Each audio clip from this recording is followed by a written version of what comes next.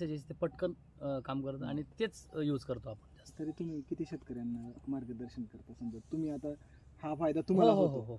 तरी तुम्ही तुमच्या तसे आता आमचे ना इथं म्हणजे एक ग्रुप फार्मिंग म्हणून एक ग्रुपच आहे आमचा. हां. आणि ते टोटल म्हणजे एक दोन समजा थोडेसे जो वयस्कर माणसं त्यांच्याकडे साधे मोबाईल आहे, हं. बाकी जवळजवळ सगळ्यांकडे डिजिटल मोबाईल, काय अडचण नाही.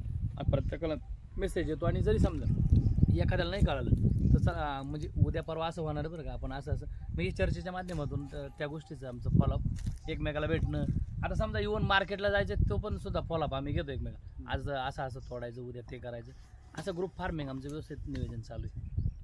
आणि गेल्या वर्षी आम्ही रेड पेपरिकाचा, मिरचीचा आपण जवळ 10 ते 12 एकरमध्ये म्हणजे ग्रुप फार्मिंगच होती ती. कंपनीचे टाईप करून बाजारभाव बांधून घेतले होते आणि त्या पद्धतीने प्लॅन सक्सेस केला होता आम्ही. यावर्षी आम्ही दिलेल्या हवामानाच्या म्हणजे हवामानाच्या अंदाजानुसार तुम्ही म्हणजे तुमच्या याच्यानुसार तुम्ही किती नुकसान टाळलंय ते तुम्हाला सांगता येईल? हो, नुकसान टाळलं म्हणजे मला वाटतं याच्या अगोदर म्हणजे समजा काहीच माहिती नसायचं. आर्थिक याच्यात सांगा. हो, आर्थिक याच्यामध्ये नक्कीच तुम्हाला सांगतो, जर समजा मला 5 लाख रुपये झाले असेल तर त्याच्यातले 2 लाख याचा फायदा आपण समजायला पाहिजे. कारण त्याचं मला सूक्ष्म नियोजन करता आलं, वेळेत सगळ्या गोष्टी ॲड करता आल्या त्याच्यामुळं नक्कीच एवढा फायदा.